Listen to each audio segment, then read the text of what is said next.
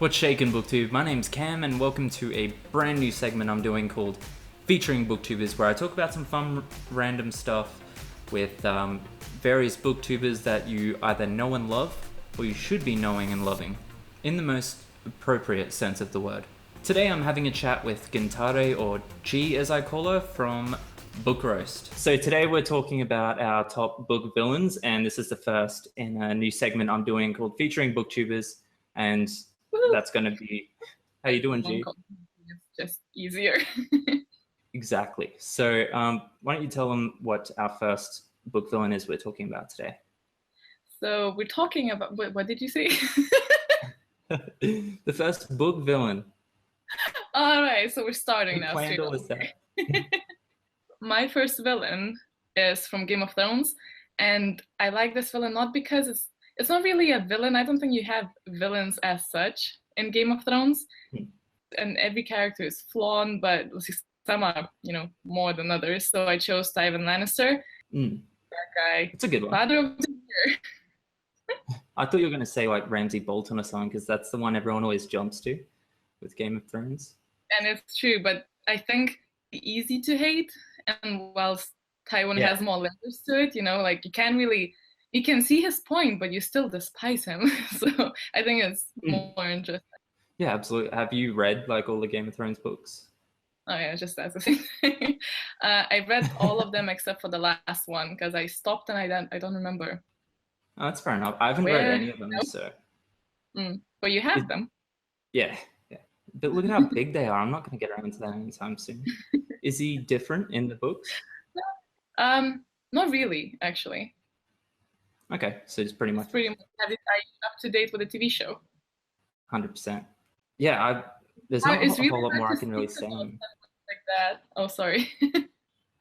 That's all right. I was just going to say there's not a whole lot more I can really say on Tywin without like giving a spoiler. You know. The first villain I'll say, just so we can get it out of the way, and I don't expect you to really have much to say about him just because I know about him, but his name's Melkor or Morgoth from Lord of the Rings. And the only reason I bring him up is because no one really knows, like everyone knows about Sauron, but no one knows about Morgoth. And Morgoth was actually the first Dark Lord, like he was Sauron's boss. So I thought it's cool to point that out. And there's like some really cool fan art that I'm looking at here. And I'll put over the top of the video as well, but it's crazy. So what's his dealio? He was like just the first kind of Dark Lord kind of thing. Like, and Sauron was an elf to start with, but I don't think Morgoth was. Like, there's a lot of lore to get into, so I don't know everything, but I'm pretty sure he's just like this dark entity. So he's like way worse than Sauron ever was, which is pretty cool. Was he in the books? Did I just like miss it? Enlighten me in your geeky ways. He wasn't like in the book so much, like not in Lord of the Rings anyway, but he's like always in the the lore. You know how in the books or in the movies they're always talking about what happened in the history of Middle Earth and all that kind of stuff. He was the first big bad guy. Big bad wolf. And grow like really, really big, like crazy big. Like you remember the stone giants from The Hobbit, like that big, which is pretty cool. Hopefully not that dumb. I love stone giants. Like it's one of my favorite scenes. So confusing though. Like they're just biffing each other in the middle of the mountains for no apparent reason whatsoever. They're just chilling there. So unfortunate. Exactly. Who have you got next for us? All right. So the next person. Now I have to say that I really, honestly tried to stay away from Harry Potter, but I couldn't. You have to go back to Harry Potter, yeah. It's but it's not Voldemort and not even Bellatrix, but it's Dolores, because I feel like it's pure evil wrapped in a candy, and that just makes it worse. Do you know what I mean? She's so sweet. She's unpunishable. That's, I think, what makes it worse, because she stays behind the law and she does everything that she's doing, and she has this public manner of being really sweet and nice and helpful. And I think it's perfect. Like you cannot not hate her. Do you know what I mean? Yeah. I think the reason everyone loves to hate her so much is because I think everyone kind of knows someone like that.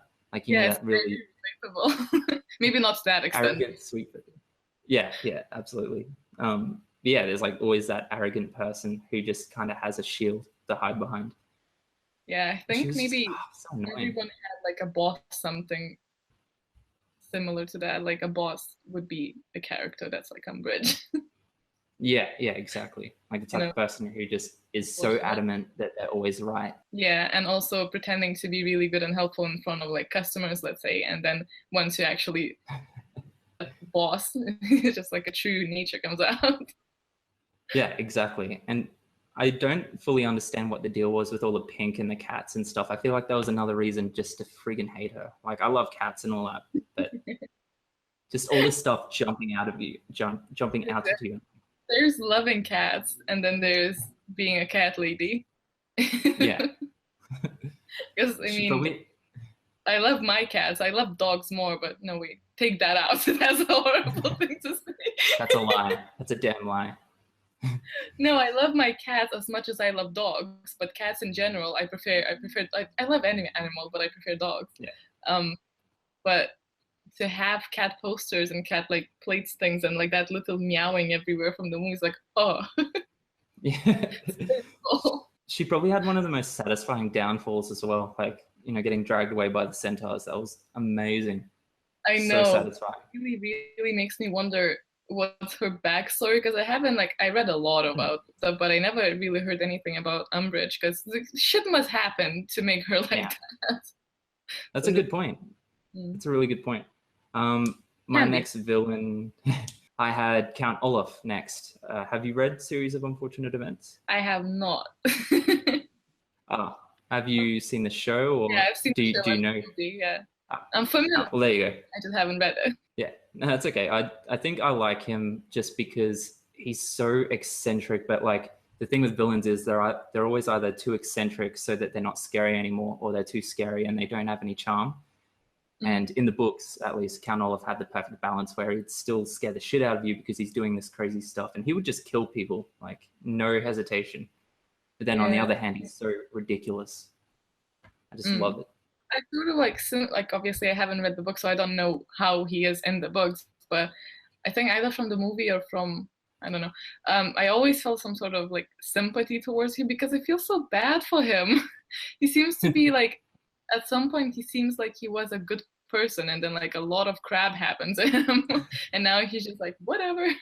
To be honest, you're the first person I've ever heard that's used the word sympathy in line with Count Olaf. He does a pretty good job of making people just hate him, just flat out to the bottom line. But I agree. I think I always just look at what made them be like that, you know?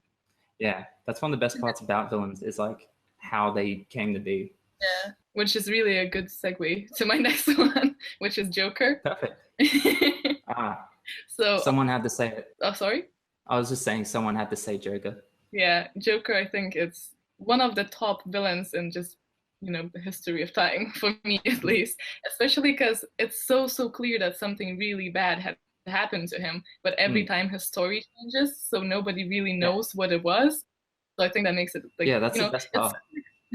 Like, so you cannot love him. Like, he has a good heart, but obviously to a certain extent.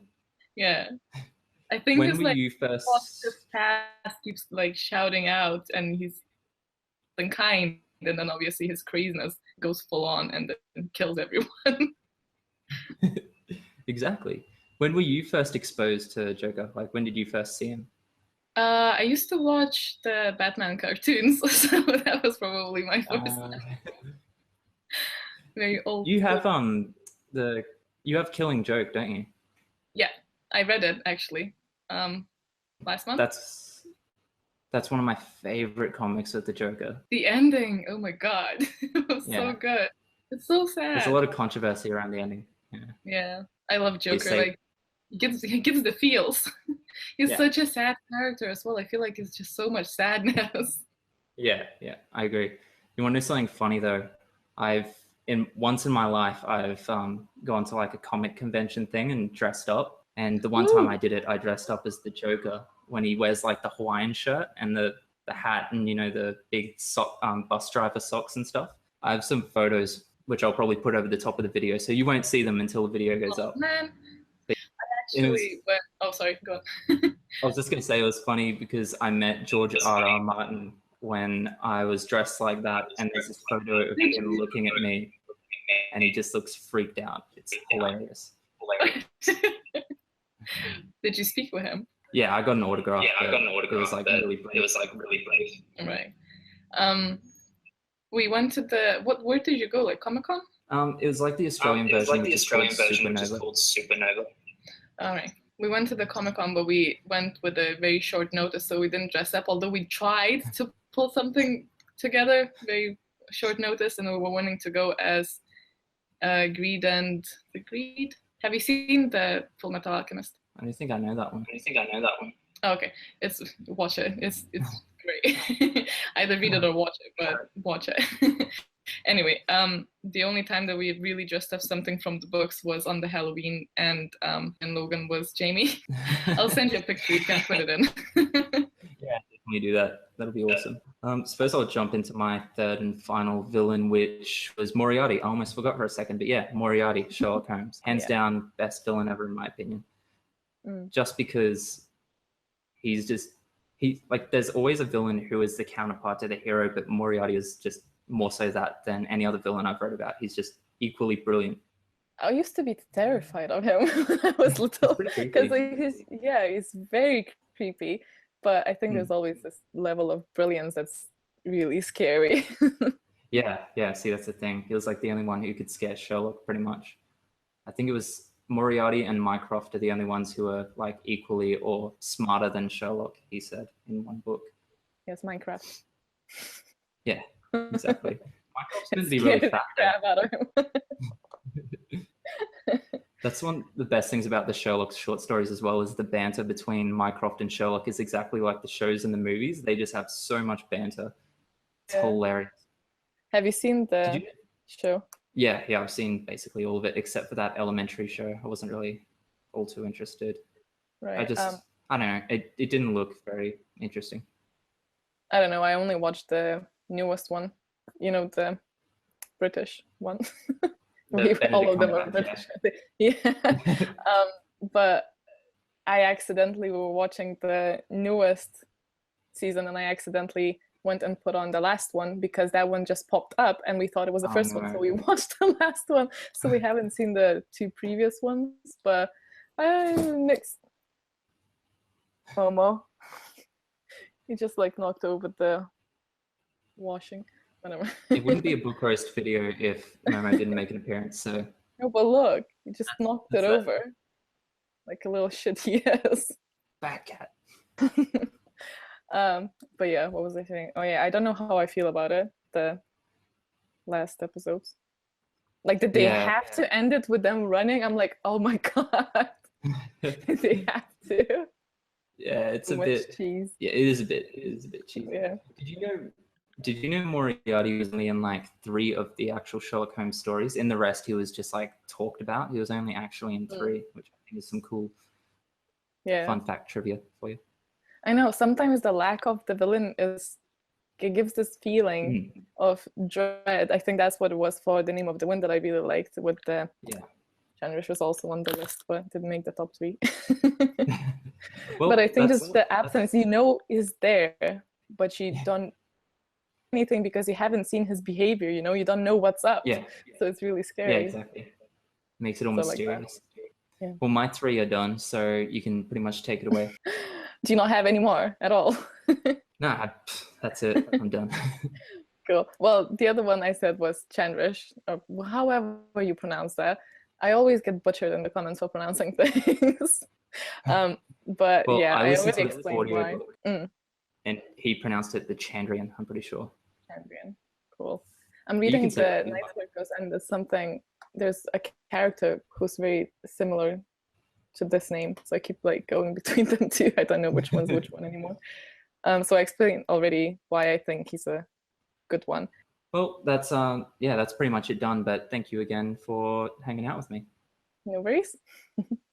I feel like there was something I was meant to say before I finished this, but I can't remember. We were going into a whole different video there at the end, so we'll probably that's okay. I'll finish chatting with you on Twitter. As always, thanks for watching, guys. If you like the video, show me and G some love. Give me a thumbs up. Hopefully I'll be doing this featuring BookTubers thing every week with a different BookTuber, or at least every fortnight. That's what I'm going to be aiming for, every week or fortnight. So make sure you subscribe to the Wolfpack if you haven't already, so you can keep up to date with that. And if you are in the Wolfpack, I'll see you in the next video. Catch ya!